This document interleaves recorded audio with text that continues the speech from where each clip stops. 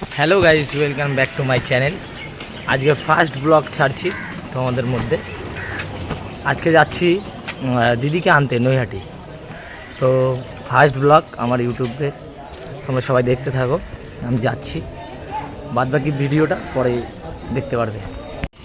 Hello guys, আমার গাড়ি চলে এসছে, ঠিক আছে। দিদিকে আনতে যাচ্ছি এই গাড়িটাতে করে। আমার একটা বন্ধু হয়, বন্ধুর গাড়ি ভাড়া করেছি।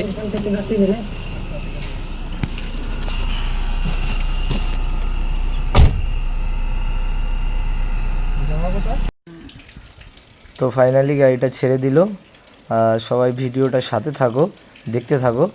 আরও অনেক কিছু দেখাবো ভিডিওতে। এখন টাটা, পরেরটুকু দেখা যাবে। তো বন্ধুরা, চলে আসলাম আমরা এখন নোকারি। আমাদের এখানে খুব সুন্দর একটি শ্মশান আছে, সেটাই দেখাচ্ছি তোমাদেরকে।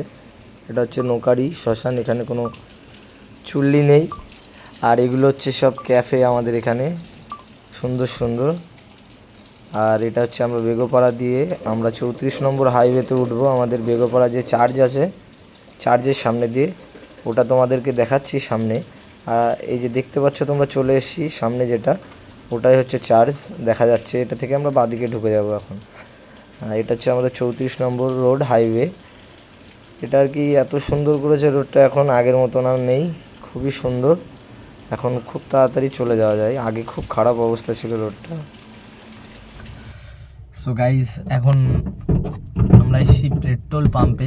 এটা হচ্ছে আমাদের রানাঘাটেই পার করে কিছুটা দূর, পায়রাডাঙ্গার মধ্যে পড়ে Ghatigachha petrol pump, Reliance petrol pump. তো দাদার গাড়িতে পেট্রোল নেই, এই জন্য পেট্রোলটা ভরে নিচ্ছে। তারপর রাস্তায় তোমাদের সাথে কথা হবে, ঠিক আছে। পেট্রোলটা ভরে নিক দাদা, দাদা এখন নেই, বাইরে গেছে, ঠিক আছে। পেট্রোলটা ভরে নিক, তারপরে তোমাদের সাথে রাস্তায় কথা হবে। আর অনেক কিছু তোমাদেরকে দেখাবো, তোমরা সাথে থাকো। Bye bye.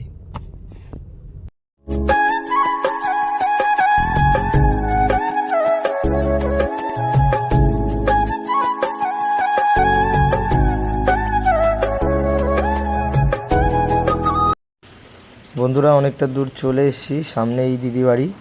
এখান থেকে বাইপাস নিয়ে নেব, বেশিক্ষণ আর লাগবে না। সঙ্গে থাকো, সাথে থাকো, ভিডিওটা দেখতে থাকো সবাই। খুব তাড়াতাড়ি পৌঁছে যাব, সাথে থাকো, ভিডিওটা স্কিপ করো না। তো বন্ধুরা, সত্যি কথা বলতে আমরা অনেকটা পথ পেরিয়ে চলে এসেছিলাম দিদি বাড়ি। কিছুটা দূর যেয়ে তারপরে গুগল ম্যাপ অন করে আবার দেখলাম নতুন নতুন ফ্লাইওভারগুলো তৈরি হয়েছে, ওগুলোর জন্যই খুব সমস্যা। তারপরে আমরা আবার ব্যাক নিয়ে নিয়েছিলাম, ব্যাকে নিয়ে এই যে ভেতরের রাস্তা ঢুকে গেছি আমরা, দেখতে থাকো। আর বেশি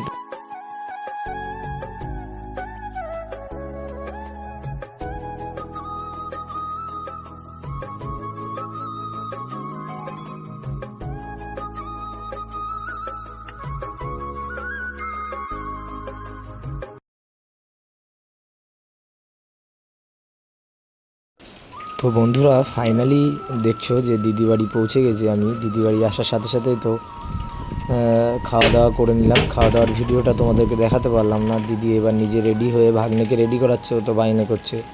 তো সমস্ত খেলনা নিয়ে যাবে জন্য একটা হাতে নিয়ে বসেই আছে, দেখতে পাচ্ছ তোমরা। যাই হোক, ঘরের ভেতরে এসে এতটা গরম লাগছিল, দিদিকে বললাম এসিটা চালিয়ে দিতে, চালিয়ে শুয়ে পড়লাম। এসে এতটা টায়ার্ড লাগছে, এতটা রাস্তা জার্নি করে আসার পরে শুয়ে পড়েছিলাম। তারপরে যে ভাগ্নের জিনিসপত্র সব গোছাচ্ছে, ও কী কী নিয়ে যাবে আর ও কী কী থুয়ে যাবে বাড়িতে, সব কিছু নিয়ে গুছিয়ে বেরোবো আমরা এখান থেকে, ঠিক আছে। ভিডিওটা স্কিপ করো না, সাথে থাকো, দেখতে থাকো। সো ফাইনালি দিদিকে নিয়ে আর ভাগ্নেকে নিয়ে গাড়িতে বসে পড়লাম, বেরিয়েও পড়লাম আমরা। এই রাস্তায় আসি, ভাগ্নে তো একদম বসে পড়েছে, বসে গান চালিয়ে দিয়েছে নিজের ইচ্ছে মতো, মজা করতে করতে আসছে, ঠিক আছে। সো বন্ধুরা, আমার এই ছোট্ট মিনি ব্লগটা যদি তোমাদের ভালো লেগে থাকে, আমার ভিডিওটাকে লাইক, কমেন্ট ও চ্যানেলটাকে সাবস্ক্রাইব করে দেবে। আর আমার ভিডিওটা যারা যারা দেখছো তাদেরকে আমার তরফ থেকে অসংখ্য ধন্যবাদ, অনেক শুভেচ্ছা রইল। ভালো থাকবে, সুস্থ থাকবে। এখন ব্লগটা এখানেই শেষ করছি, নেক্সট ভিডিওতে দেখা যাবে।